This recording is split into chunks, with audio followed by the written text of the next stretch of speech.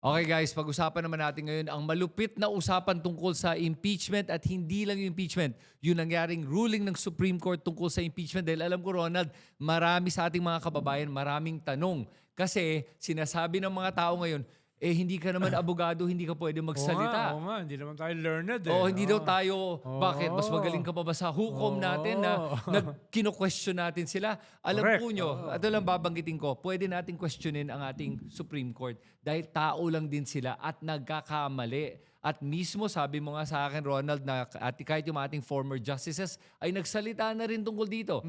So ngayon gagawin natin para mas mabilis maintindihan nating mga viewers. Actually, kung papanoorin nila yung mga previous episodes natin, marami doon sa nangyari. Diniscuss natin doon. O, ilalagay ko. Bago magsalita itong mga legal luminaries, pinag-uusapan na ng mga walang alam katulad natin. No? Yung mga pwedeng mangyari. Oo, ilalagay natin yan dito sa link para mapanood nyo. Pero ngayon, para mas mabilis maintindihan ng ating mga viewers, kung ano ba yung mga issue na hinaharap natin dito sa ruling ng Supreme Court, binreakdown namin to into a series of questions. So isa-isayin natin to. So gagawin namin, mag-alternate kami ni Ronald dito. Yes. Mauna si Ronald on question 1, tapos para magkaintindihan tayo. So unang-una, umpisa na natin. Yung unang tanong, Ronald, ano ba talagang ibig sabihin ng initiated sa impeachment? At sa pag-file lang ba o kaya sa pag-refer sa Committee on Justice? Isang kompletong package yan eh. Nag-file ka, no? Within 10 session days, either inakyat yan sa Justice Committee or pinagbotohan ng 30%, more than 30% ng mga kongresista at inelevate sa Supreme Court, sa Senado, no? As an impeachment court. No? Hindi pwede na yung nag-file ka lang, initiated na yun.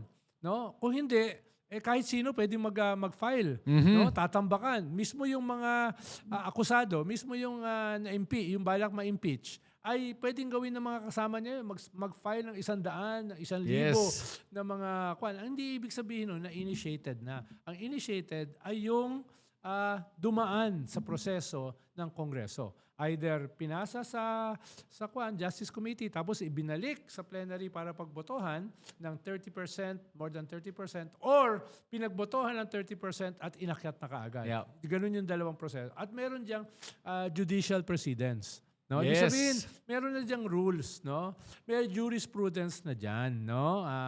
Yan yung ibig sabihin ng initiated. At saka dadagdag ko lang dyan, Ronald, with regards to the initiated, kaya nga hindi pwedeng filing lang. Kasi kung filing lang nga, ma-imagine mo to wala pa ngang nangyayari, kaka-file pa lang, kaka-verify, kaka-endorse pa lang, suddenly considered na yan as may proceeding. Paano naging proceeding yan kung filing of complaint pa lang, hindi pa nga nakakasagot yung respondent, initiated na agad ang proceeding? Hindi. Doesn't make sense. Based sa ating konstitusyon, yung ganyang rule is to protect the power of Congress to impeach. Hindi To protect the accused. To protect the accused. Sa korte yun, sa impeachment court yun. Dito, ang habol mo, to protect that power. Na hindi basta-basta kahit sino yung pwedeng mag-file ng impeachment. Ikaw, magpa-file ka. Ako, magpa-file. Yes. O tama ka dun. Para hindi lang kahit sino-sino pwedeng makapag-initiate o makapag-trigger na itong impeachment proceeding. Di ba? Anyone can file. Pero ilan na ang mapapasa? Isa lang. Kaya dapat talaga yung initiated, malinaw sobra, is filed and referred to the Committee on Justice or 1/3 vote, diretso sa Senado. Kaya dito, ang linaw-linaw nakalagay sa ating konstitusyon yan. Kaya nagtataka ako paano na-interpreto ng Supreme Court na iba eh. Iwi-weaken mo yung sole power ng Congress to impeach. Yes, okay. Na guaranteed sa Article 11 ng ating konstitusyon. Yun ang ginagawa mo. Yun yung sinasabi ni Justice Ascuna na hindi mo lamang ina-amend, diniderail mo pa. Yun. Okay, sige. Question number 2 naman. Sige. So Ronald, ako naman sasagot na to. Ikaw magtatanong sa akin. Para namang maganda yung natin. Sige. Okay, next question. Ayan. Attorney, pwede bang i-consolidate ng Kongreso ang maraming impeachment complaints sa isang proceeding? Grabe yun talaga yung tanong na napunta sa akin na hindi ko naman talaga sigurado kung pwede. Pero ito lang masasabi ko, Ronald, tungkol sa tanong na yan. And feel free to add pagkatapos ito. Pero sa akin, ganito. Yung nangyari kasi nagkaroon ng 4 na impeachment complaints. Iba-ibang panahon kung paano sila pinadala. Pero ang interesting dito ay yung pagpapadala ay hindi naman lumampas ng 10 session days. Walang lumampas. Ngayon, ang nakita ko nangyari dito, yung fourth impeachment complaint, nakakuha ng 1/3 vote or 1/3 signatures ng ating Kongreso. Which means that as long as may nakakuha ng 1/3 na signatures ng ating Kongreso, diretso na yan, transmitted to the Senate. Yes. Kung na-transmit na, anong gagawin mo dun sa tatlo? Itutuloy pa ba? Ipapa-initiate pa ba natin yan? Kung ginawa ng Kongreso na pinasa nila to sa Committee on Justice knowing na meron ng na-transmit sa Senate, and then nilabag nila yung sariling konstitusyon na dapat pinoprotektahan nila at yung sariling tungkulin nila ay nilalabag nila kung pina-initiate pa nila yung tatlo pa. Kaya tama yung ginawa ng Kongreso sa pag-archive nito kasi nga may lumusot na within the 10 session days. Kaya nagtataka ako kung ano yung pinagsasabi ng ating Supreme Court na may inaction daw. Kasi sa akin, I think like programmers are very good kasi mga programmers absolute yung nila yung programming eh. Basta 10 days, 10 session days. Huwag ka lang lumampas doon, wala kang nilabag na batas. Parang ganito, Ronald, kung may utang ka sa akin na sabi nating 100 pesos.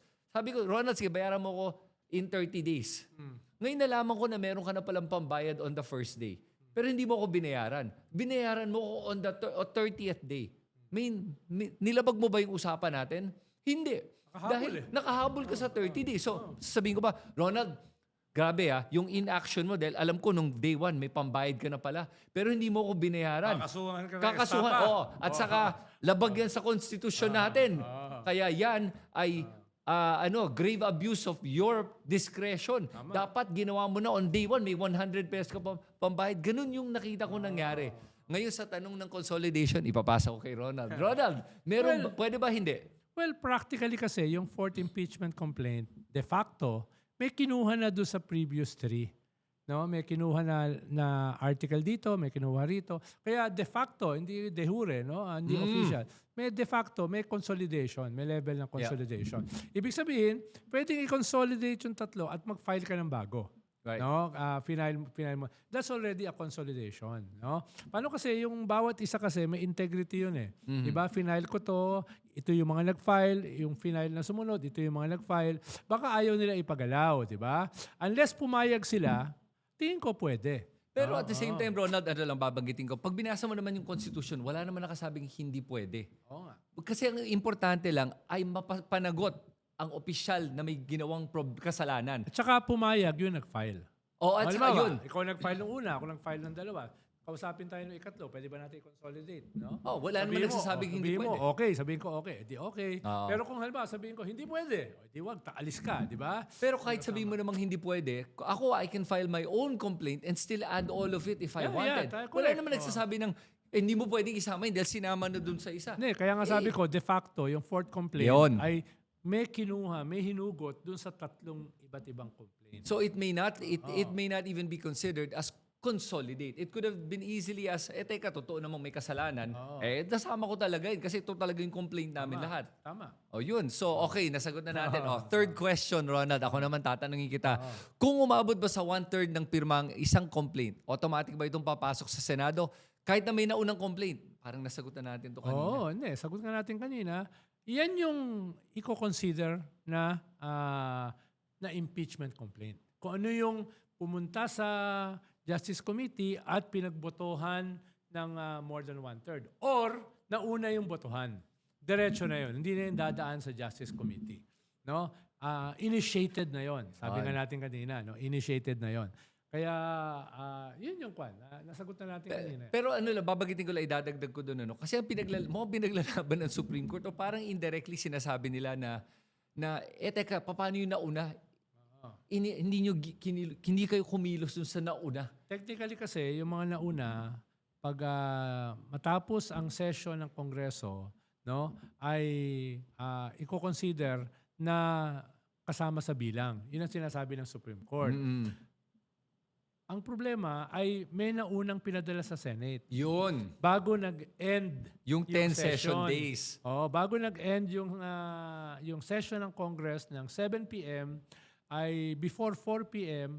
na ipadala na yung fourth impeachment complaint sa Senado. Kumbaga touch move. Ito na yung complaint. Yeah. Diba? So, Ronald, idadagdag ko din doon na ang lumalabas kasi dito na by the Supreme Court presuming, medyo may pagka-presumptuous ang Supreme Court dito, sinasabi na hindi nyo inaksyonan. Paano nila alam hindi inaksyonan? Paano nila hindi alam na nung tinignan, bine-verify nga nila kung hindi ba informed tong complaint, tapos sinitingnan kung may nag-endorse nga, chine-check lahat to, na umabot talaga ng 10 session days. Wala silang detalyeng ganun, so they cannot make that assumption na hindi inaksyonan ng ating Kongreso. At regardless of whether inaksyonan nga o hindi, tulad ng sinabi nga natin, basta hindi lumampas ng 10 session days, dapat walang problema. Yun lang naman ang nakalagay sa batas eh. Yun ang nakalagay sa konstitusyon. Nothing more, nothing less. Tama. O sige. Question number 4. Tama bang sabihin ng Supreme Court na walang due process dahil hindi na-aksyonan ang naunang 3 reklamo? O, ikaw na lang sumagot ito, Ronald. Gusto mo? Sinagot Ayan. na natin kanina yan no? Dahil ang inaksyonan, yung 4th impeachment complaint, no? Ibig sabihin, yung 3 ay considered archive. Hindi siya umakyat sa Justice Committee, hindi siya pinagbotohan, at yung pinagbotohan, umabot bago nag-end yung session. Yan yung Okay. pinag-usapan natin kanina. O, malinaw na, Oo. malinaw na. Okay, Oo. sige. O, question number 5 tayo. Sige. Ito na. Okay, may grave abuse of discretion ginawa ang ating Kongreso? Ooh. Well, yung grave abuse of discretion, pwedeng mangyari yan after ng impeachment process. No? Pwede mong sabihin, pwedeng manghimasok yung Supreme Court. Oy, justiciable yung issue.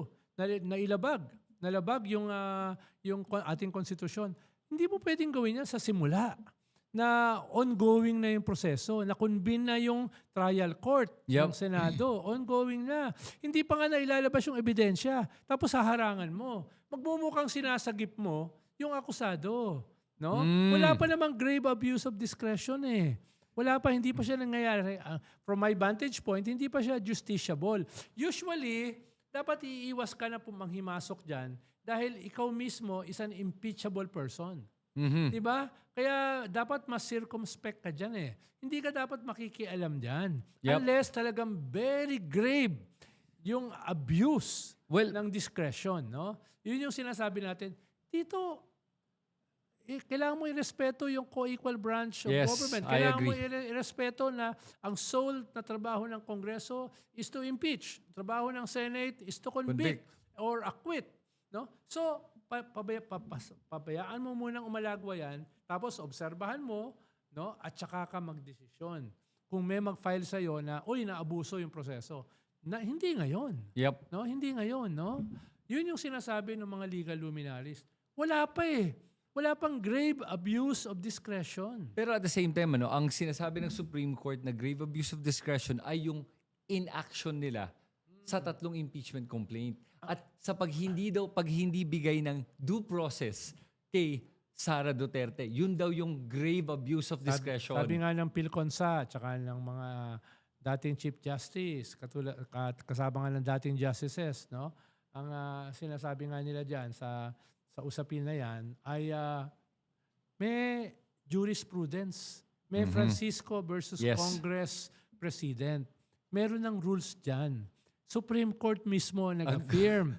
No, bakit yung babaguhin yan? Kung sakaling gusto nyo baguhin, prospective. Sa susunod, hindi ngayon. Ang pinagbabatayan ngayon ay ano ba yung kasalukuyang jurisprudence. Ito yung kasalukuyang jurisprudence. Diba?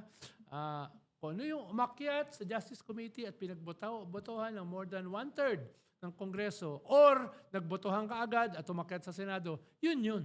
Yep. No? Yun. At yan yung sinusuportahan ng existing jurisprudence. At saka sa akin, kung ako lang tatanungin mo, wala talagang grave abuse of discretion dito na nangyari dahil nasundan naman yung due process.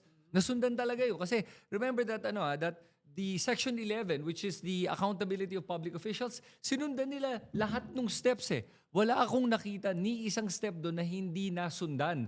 Kaya in terms of abuse of discretion dahil may inaction, wala namang inaction dahil wala pang 10 session days. Umabot sa 10 session days, number 1. Number 2, due process nung accused, nasundan naman kasi nga, hindi pa naman kailangan mag-reply o magpakita ng ebidensya o mag-explain ang ating respondent dahil hindi pa nga umabot sa Committee on Justice. Ngayon, doon sa na pinirmahan ng 1/3 ng ating mga kongresista, remember, kailan mag-explain ang respondent sa Senate trial? That is due process kasi sinasabi nila that due process daw happens in all stages. Pero yan nga ang ating proseso na na merong batayan Kaya nagtataka ako saan nanggagaling to. So, walang grave abuse of discretion. Sa totoo lang, ang isa lang nakikita ko may grave abuse of discretion. Supreme Court. Yung Supreme Court. Yun lang. Okay? Sunod naman, question 6. Okay. Ministerial ba ang trabaho ng Congress sa pag-accept ng impeachment complaint o may discretion ba sila? Ronald. Hindi ko maintindihan yung tanong. Kasi hindi sinasabi ng Supreme Court na ministerial lang, kumbaga, tatanggapin lang nyo at kailangan nyo ipadala sa Committee on Justice. Dapat wala kayong ginagawa. Pagbobotohan nila No? Ang sinasabi nga ng Supreme Court, kailangan humarap yung akusado, kailangan ay binasahan yung akusado ng complaints laban sa kanya. Dapat lahat ng mga kongresista ay nabasa at naunawaan yung articles of impeachment, etc. etc. Yun yung pag-violate ng presumption of regularity. Yun yung pag-violate ng political question theory at yung co-equal branches of government. You presume na ginawa nila yan. No? Gusto mo ba, ikaw Supreme Court, tatanungin ng Kongreso, tama ba yung desisyon nyo? Binasa mo Nabasa ba? nyo ba yung ginawa ng staff nyo? Mahirap yung ganon. Mahirap na simulan mo yung ganon. At saka, Kaya hindi lang ministerial. Magbobotohan Pagbobotohan ng Kongreso yung articles of impeachment at ipapadala sa Senado. Sa Senado, doon haharap yung akusado. Doon mo babasahan yung akusado ng mga complaints laban sa kanya. Di ba? So, that is very interesting. I like what you said. yun yung korte. Yun yung korte. Hindi korte yung Congress. Yeah. Sila yung mag-i-initiate ng impeachment. No? Tama yun. At sila ang prosecution. Hindi sila yung hukom. Tama. Iba yung hukom. At saka, I like what you said na kung ministerial ba o may discretion. Tama ka kasi, kung ministerial lang yan, ba't pa sila magpipirma ng 1/3 signatories before i-transmit sa Senate? Then you have to be discretionary kasi magde-decide ka kung pipirma ba ako o hindi based on the accusations, di ba? So in that case, hindi siya purely ministerial. Kasi kung purely ministerial, di dapat pumirma lahat. Dapat nga, di wala nang choice, dapat pumirma ka lang kasi ministerial lang to. By the fact that they're allowed to vote, 1/3, whether you call it a vote or cast their signature or endorsed by 1/3 of the House, di hindi lang yung purely ministerial. At dahil sa nilabas ng Supreme Court na decision, kailangan bang mag-IQ test Ayun. yung mga congressman bago ipadala sa Senate yung complaint? Kailangan ba nila ng cognitive test? No, reading, writing, understanding. No, kailangan ba nila ng patunayan na sila ay hindi mentally incapacitated, no, bago nila pirmahan yung articles of impeachment at ipanadala? Nakikialam ka na masyado sa isang co-equal branch of government. And you're interfering na with the internal procedures of your Yes. co-equal branch. Yun yung medyo malala na sinasabi na biglang dinagdag ng Supreme Court kasi yung requirement na kailangan daw may kasamang ebidensya sa pag-file neto, pag-transmit o pag-file. Kailangan daw may kasama ng ebidensya. Hindi lang daw pwedeng alegasyon. At nagtataka daw sila bakit, yun ang tinatanong nila sa mga kongresista meron ba kayong nakitang ebidensya bago kayo pumirma? At dapat ba meron? Hindi nga korte hindi nga yung korte. Kongreso Ang korte yung Senado. Diba? Doon Nagtataka ako, itong mga bar top notchers na ito, katulad ni Marvick Leonen, itong mga veteranong mga justices na ito, sigurado ko alam nila yan Kaya nga nagtataka ako, ba't ganun pa rin ang nilabas nila? No? Doon ako nagkakaroon ng suspicion Alam naman nila yan Yeah. Bakit ginawa pa rin nila? Yeah. Anyari? No? Ano ba talaga yung behind dito? No? Hindi ako naniniwala sa mga conspiracy theory Pero, pinipilit nyo akong maniwala dahil sa inyong desisyon. Yeah, kasi hindi naman sa hindi nila alam Yun nga, tama ka dun Alam nila. Pero nagdahilan pa sila contrary to their knowledge. And ang masasabi ko din dito, with regards to the evidence, yung nakakalungkot dito kasi nakikita ko na wala naman nakalagay sa konstitusyon, sa Section 11, na kailangan may kasamang ebidensya. Wala, number 1. Number 2, tingin ba talaga nila na nagpirma etong mga kongresista natin na hindi nila alam kung ano yung alegasyon na may nakitang ebidensya?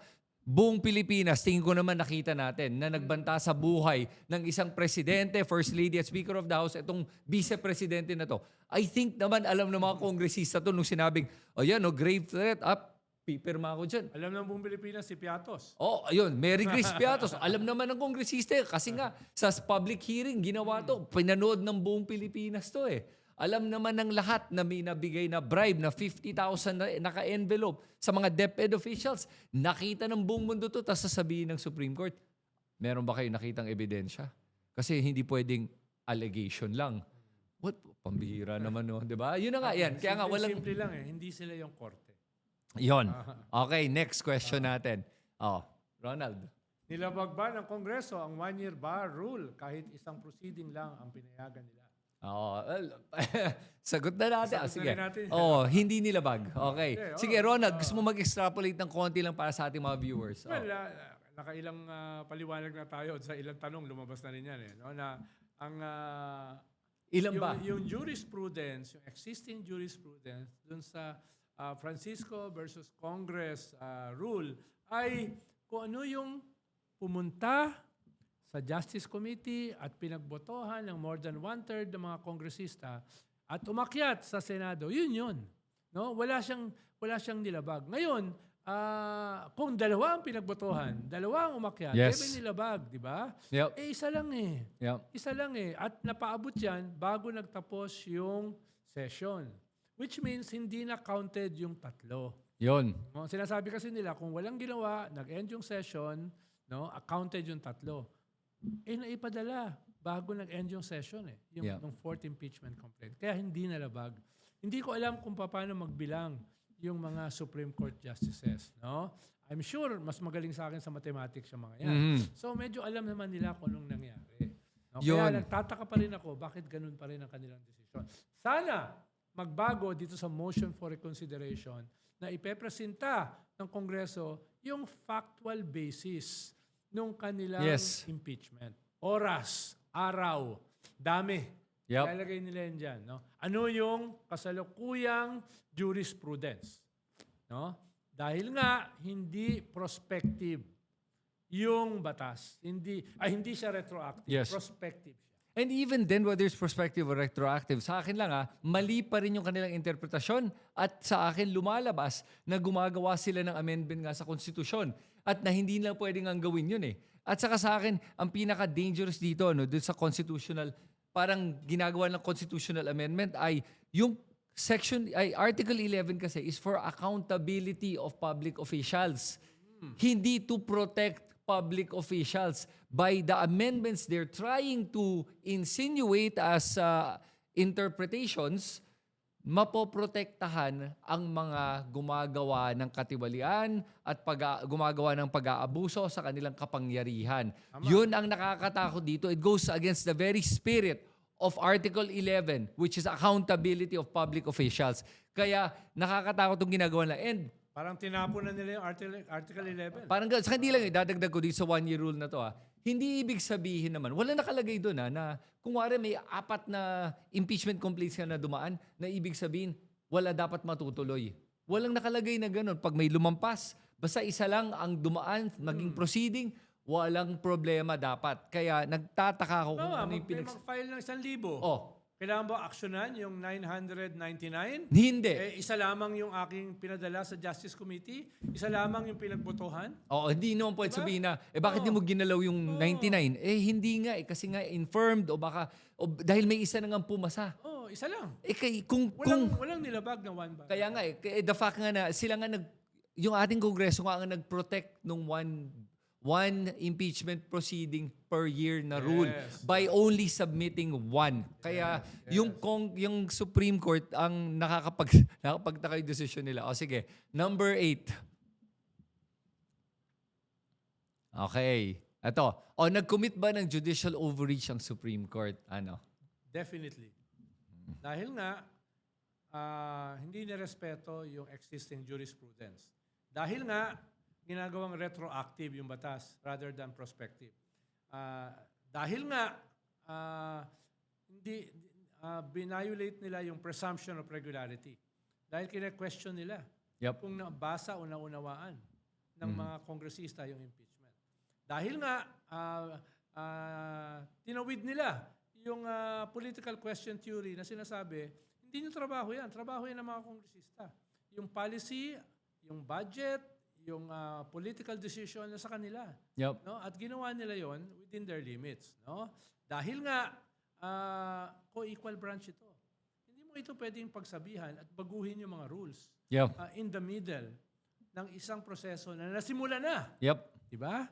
So, kung hindi yan overreach, anong overreach? At saka hindi lang yun, dadagdag ko, Ronald. Hindi na nga overreach eh. Parang judicial legislation. Parang gumagawa ka ng bagong batas. Yes, and ini-enforce mo pa. Ang trabaho mo kasi is to interpret the Constitution, Yep. to interpret the law, not to make new laws. At saka nakakatakot, Ronald, yung ginawa nila. Sinabi nila, immediately executory. Kailangan sundan. Ibig sabihin, hindi mo binigyan ng puwang para man lang mag-file ng MR? Yun na nga di ba? Eh, sabi nga ni Chief Justice Panganiban, ba't wala kayong pinatawag? Walang oral arguments. Oh, walang oral arguments. Bigla na lang kayo nagpasya. Yeah. Pagkatapos yung isulat ang 97 pages, ikalat sa mga kapwa nyo justices, mag-deliberate at pagbotohan. No? In a few days, Yeah. na holiday, na walang pasok, na bumabaha. No? Tama ka, no? Sabi ni Chief Justice, sobrang bilis. At saka hindi lang yun, sa akin, parang really hindi nyo pinagdebate to? Hindi ba kayo nagdebate? Kasi kung magdebate kayo, I'm sure meron kayong magiging dissenting opinion. Unanimous opinion, Hindi, wala ni isang dissenting. Nakapagtataka naman, lahat kayo, you came to the same conclusion na ito ang tamang interpretasyon. Wow! Ano to? Groupthink? Ganun na ba tayo ngayon? Groupthink? Bawal magkaroon ng dissenting opinion? That doesn't sound like a democracy to me. Hindi, napanood ko kasi sa Netflix nung isang araw, yung Sandman, Mm. yung King of Dreams. Okay. Baka nung natutulog sila, na naginip sila, pare-pareho sila ng panaginip. No? Kaya pagising nila, ito yung ginawa nila. Panoorin mo, yung Sandman. Ay, nako. Pero yun, sa akin, I agree with you. May judicial overreach at may isa pa akong tanong after that. Sige, my own question. Sige, next question natin.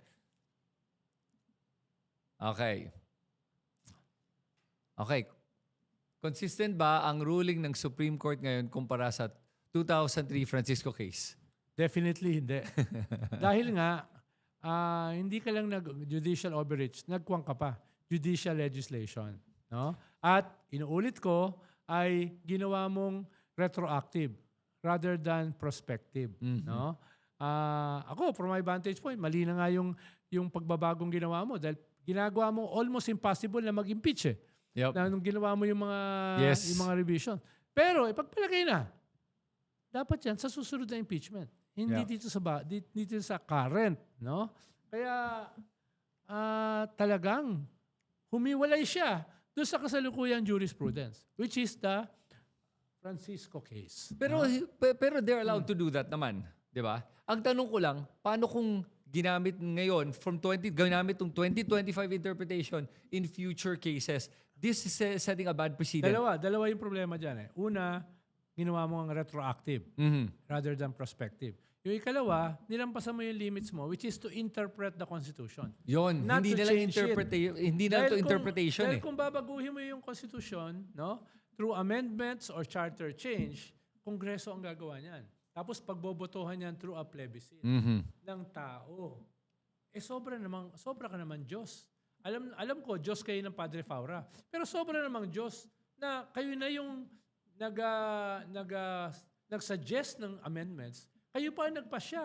Mhm. Kayo na nag-propose, kayo na nagpasya, sobra naman yan. So, ayun yung ikalawa na tingin ko na-violate. Hindi lang yung Francisco case. Yung rules Yeah. ng ating judicial system. No? It sounds like you're suggesting na kahit papano, parang sila yung gumawa ng kilos na unconstitutional. More or less. No? Dahil nga, hindi yan ginagawa dapat ng Supreme Court. Oo nga, to begin with. Lalo na, impeachable person ka. Bakit mo inihigpitan yung rule sa impeachment? Ikaw mismo ay impeachable person. So, ang ginagawa mo, talagang grave abuse of discretion, conflict of interest, judicial legislation, judicial overreach, lahat na ginawa mo dahil pinoprotektahan mo yung sarili mo sa paggawa nito. Yun yung suma nito. At saka, Ronald, nung binasa ko yung buong 97 pages, binasa ko talaga yan. Alam mo, napansin ko, parang ang daming legalese or terms na hindi maintindihan ng tao at ang dami nilang binanggit na mga iba't ibang mga kaso at mga examples na pag tinignan mo, per item na pinag-usapan nila has nothing to do with the actual decision. So kumbaga parang ginugulo lang nila yung usapan na wala namang kinalalaman doon sa desisyon. For example, yung binanggit nila na due process. Nalula ako nung nakita ko talaga, ang dami, ilang pages yun Ang dami silang sinite na cases na kailangan makapagpresenta ng ebidensya ang respondent sa trial. And they kept referring to trials. Ang tanong, umabot na ba tayo sa trial? Hindi pa naman So, anong pinagsasabi nila? Senado yun Kaya nga, yun ako nagulat Hindi yung man lang umabot sa Committee on Justice. Tapos sinasabi na bakit hindi doon nakapag-respond yung ating respondent. Tapos yun ang dami nila binigay na example. Halos 5 to 6 pages of examples. Wala yun sa jurisprudence. Kaya- Existing jurisprudence. Kaya tingin ko, ginagawa lang yun pampadagdag, pampagulo. Correct. Kasi simple lang mga tanong na to Okay, sige, next. Okay. Number 10, okay. Sa ginawa ng Supreme Court, sino ba ang talagang pinoprotektahan? Ang konstitusyon o ang nakaupo sa pwesto? Inunahan na pala natin yung mga tanong na to. Sino nga ba talaga? Well, Klaro na. Ang implication ay pinoprotektahan nila yung akusado. Mhm. No? Dahil nilalagay nila doon sa Kongreso yung hindi naman niya trabaho. No? At dinismiss nila eventually batay sa mga dubious na mga kadahilanan in violation of the existing jurisprudence at yung Article 11 ng ating konstitusyon. No? Yun yung una. No? At ang delikado rito ay binubuksan mo ito na parang Pandora's box. Yung mga tao nagiging disenchanted na nga sa ating mga institusyon. Ay, sus. Pati Supreme Court naging disenchanted na sila. Saan tatakbo ang mga tao? Yeah. No? ICC. Disenchanted na sila sa Kongreso, disenchanted na sila Sa sa Senado. Senado, disenchanted nila sa Executive. Tapos yung natitirang institusyon, disenchanted din sila dahil dito sa desisyon na ito na parang ang daming tinawid ng mga limits. No? Yeah. So, saan pupunta ang tao?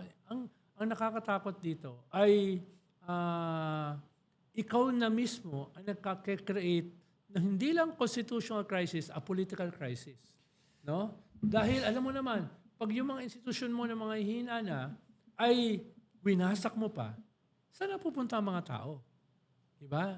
Diyan nakakagulo No? So- Diyan nakakagulo. Lalo na napaka-gross nung violation. Yeah. Ano ngayon ang tingin mong pwede mangyari? Kasi Ronald, para sa akin, ngayon ito na, Senado. Sabi nila, yung ibang senador sinasabi ngayon na kailangan natin sundin ng Supreme Court at itigil ang Senate trial na. Oo. Paano yan? Well, dalawa yan Una ay pwedeng hindi sundin ng Senado, which I doubt gagawin nila. Yeah, pero No? totoo naman Oo. pwedeng hindi sundin Pwede, theoretically pwede. That's their right Pwede, That's their oo. jurisdiction. Yes. Which clearly leads to a constitutional crisis. No? Pwede rin gawin ng kanyan, ng executive. Tutol siya dito sa desisyon, i-withhold ko budget nyo. That is also a constitutional crisis. No? So, tingin ko, mas lesser ang pwedeng gawin ng Kongreso. Dahil trabaho nila yan. I-impeach nila yung Supreme Court. I was going to talk about that pero sandali lang. Kasi Ronald, ang problema natin, you're impeaching the entire Supreme Court. At Yes. ilan sila? Ang sinasabi ko lang, mas less kanyon. Less Of a constitutional crisis. crisis than yung paglabag sa desisyon nila. O sige, tanong ko, kung kunwari in-impeach mo, yung 12 out of, ilan ba total na? Actually, mangyayari dyan parang parang mas symbolic. Dahil nga, gumawa na yung Supreme Court ng napakaraming hindrance for impeachment. Right. Di ba? Ang parang na lang yan, political statement na, impeach namin kayo. Alam namin wala mangyayari. Pero at least may expose yung Yes. ginawa nyo. Mas ganun na lang ang mangyayari. Kahit naman hindi na umabot sa Senado kasi Senate naman, Dahil alam binago natin. nyo na Winasak nyo na yung Article 11 Yes. Accountability ng public officials. Wala na. Wala na yan. Wala na. Pero as a symbolic gesture, no? Let us file one impeachment complaint. Laban sa inyo lahat. Oo. That is viable. Yeah. That is within the task of Congress. And then what will happen? Imagine natin to. Sige, imagine na natin. Kasi actually, babagutin ko yun talaga later pa. Pero maganda na sinabi mo ngayon eh. Kasi nga, any individual, any citizen or Congress can file an impeachment complaint. Oh. Sabihin na natin, nag-file nga, tapos na-endorse ng isa. Tapos, ito na naman tayo. May ibang, maraming galit eh. There are millions of Filipinos na nagalit sa ating Supreme Court sa ginawa nila. So what if 1 million Filipinos file impeachment complaints? Sasabihin ng Supreme Court ngayon, ay sandali lang, 1 million na nag-file, kaya hindi pwedeng matuloy kasi initiated na yan. Oo, di wala na naman. Pero, Ikuha mo na lang. It's more a political gesture. yeah, at this point, Ayun nga, ang problema dyan, pupunta ka na sa kalsada. pag ganun eh. Oo, Pupunta ka so, na sa kalsada. No? Halimbawa, hindi matutuloy impeachment, tutuloy namin sa kalsada. Magkikreate kami ng People's Tribunal. No? Ganyan na pupunta dyan. Ngayon, ang tanong, saan yan papunta? Pwedeng papunta yan sa election sa 2028, parang organizing, politicalization, mobilization for 2 years, or pupunta yan sa something extrajudicial na sana hindi. yes. Na sana hindi. Dahil may mga forces ngayon, nabasa ko yung kanila mga meme, the Supreme Court has crossed the Rubicon. Malinaw yung ibig sabihin nun. Wala nang rule of law. No? May mga puwersang nagtutulak nun. May mga puwersang nagtutulak, abolish the Senate. No? May mga ganyan na. May mga nagtutulak na people power 3. People power 4. May mga nagaganyan na. Yan yung inaanak nitong ganitong klaseng impunity. Na sana hindi mangyari. Pero Ronald, tanong ko sa'yo, ano ba ang pwede mangyari if magkaroon ng constitutional crisis? Ano ang mga dangers ng isang constitutional crisis? Kung wari, Papasok ang mga extra constitutional forces. yun lang ba ang Dahil, pwede mangyari? Extrajudicial na? Kumbaga, Dahil something has to give eh. No? Pare-parehas ko equal branches yan eh, na hindi na nagkakasundo. Sino na ngayon ang masusunod? No? Sino na ngayon ang masusunod? Kongreso? Executive? Judicial system? Yan yung inanak nitong sitwasyon na ito. grabe Sana man lang ang magiging final arbiter yung Supreme Court sa ganitong klase mga Yun, nagbubungguan. Ngayon, even as an arbiter, nawala yon. Nakialam na kasi sila. At least na weekend. No? May kinampihan sila in violation of their own jurisprudence. Yes. In violation of our own constitution. No? Yes. Yun yung magiging problema nito. No? Wow. Okay, so sa usapan na yan, Na sana hindi mangyari. Oo. Sana pakinggan nila yung MR. Sana No? talaga. Sana ay may mga sane minds na sabihin nila, pwede bang baguhin yung ating desisyon?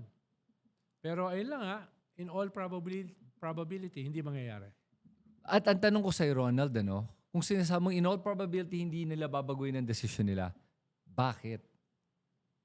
Bakit kaya ganito ang naging desisyon ng Supreme Court? At bakit ba talaga tingin ni Ronald, hindi nila babaguhin ang kanilang desisyon?